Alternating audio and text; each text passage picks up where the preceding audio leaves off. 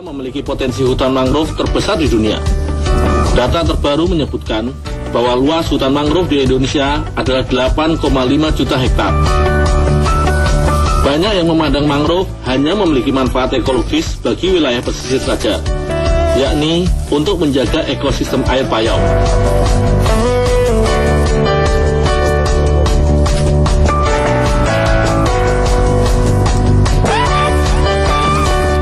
Padahal, mangrove memiliki potensi sebagai bahan pangan alternatif yang potensial dan terbarukan, atau dapat dipulihkan. Masyarakat Biak Numfor, Sabu, Alor, dan Sumba tercatat sudah sejak dahulu mengolah buah mangrove sebagai bahan pangan alternatif pengganti beras. Di Kabupaten Kendal, Jawa Tengah, bakau tancang ditanam pertama kali pada tahun 1994. Setelah 20 tahun, bakau tancang ikut menjalankan fungsi ekologis menjaga ekosistem payau. Kini, bakau tancang mulai dimanfaatkan sebagai sumber bahan baku olahan khas. Inovasi ini dilakukan oleh kelompok Tancang Jaya di Desa Kartika Jaya, Kabupaten Kendal. Hebatnya, buah bakau jenis tancang atau lindur ini dapat dipetik hampir sepanjang tahun. Tak banyak yang mengetahui bahwa buah tanaman payau ini memiliki kandungan yang luar biasa. Antara lain mengandung 371 kalori per 100 gramnya. Ini lebih tinggi dari beras yang hanya 3060 kalori saja. Kandungan karbohidratnya juga sangat tinggi, yakni 85 gram per 100 gram. Lebih tinggi dibandingkan jagung dan juga beras.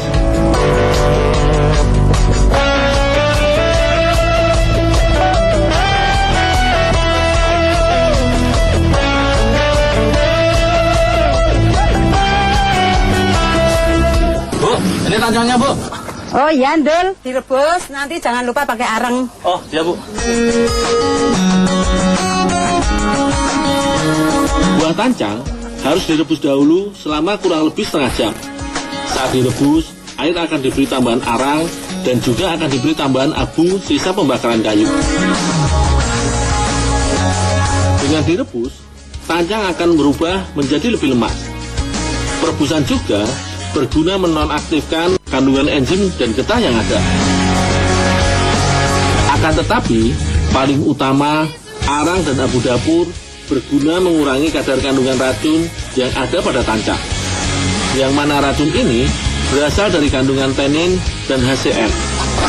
Karena kedua kandungan inilah yang pada tingkat tertentu menjadi racun jika dikonsumsi oleh manusia.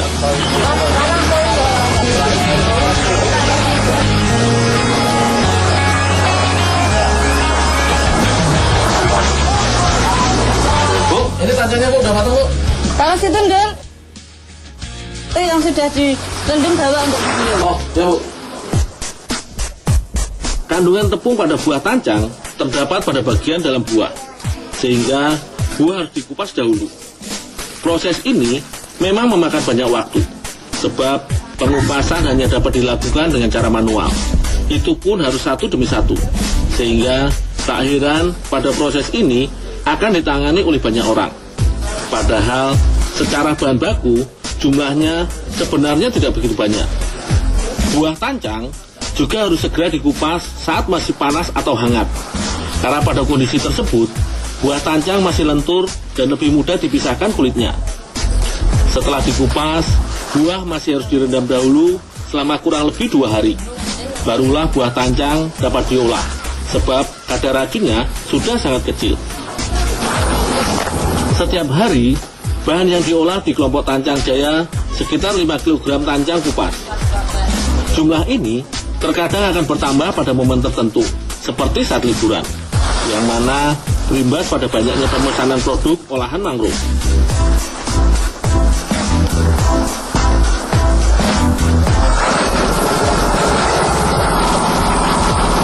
Penggilingan harus dilakukan dengan mesin agar halus dengan maksimal. Ini tidak bisa dilakukan dengan cara menumbuk tradisional, sebab akan menyisakan banyak serat. Hasil gilingan akan keluar seperti untayan tali yang masih basah, namun mudah patah.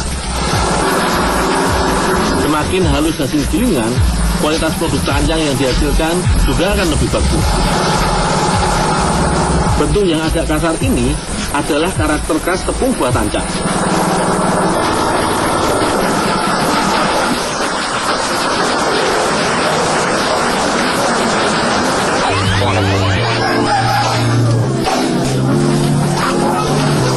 Salah satu olahan yang sering dibuat adalah kue brownies.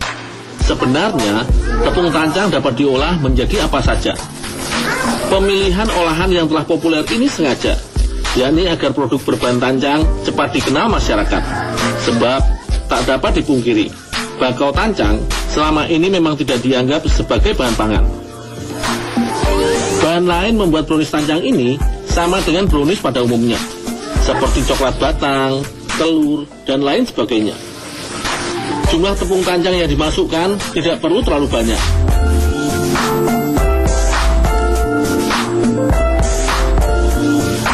Setelah semua bahan diaduk, barulah dimasukkan ke dalam loyang, kemudian di oven. Lama pengovenan sekitar setengah jam saja.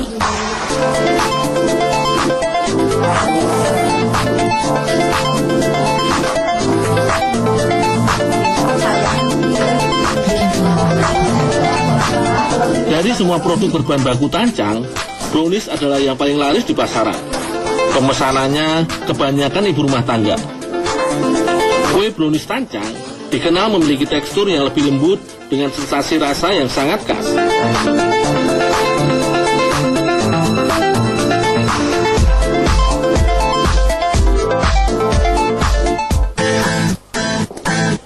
Produk kedua yang juga banyak dibuat adalah produk stik tancang. Adonan untuk stik tancang harus dibuat dengan ditekan-tekan hingga menjadi kenyal. Barulah setelah itu, adonan dimasukkan ke semacam gilingan kecil untuk dibuat menjadi lembaran. Diperlukan adonan yang benar-benar tepat agar dapat digiling dengan mudah. Jika terlalu basah, biasanya akan sulit digiling. Lempengan kecil masih harus dirubah lagi menjadi lempengan yang lebih kecil lagi. Barulah dapat dipotong sesuai dengan ukuran stik yang hendak dibuat.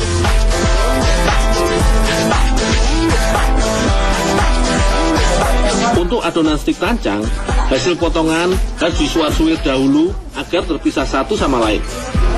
Ini untuk menghindari saling menempel saat digoreng. Adonan stik tancang digoreng saat masih agak lembek.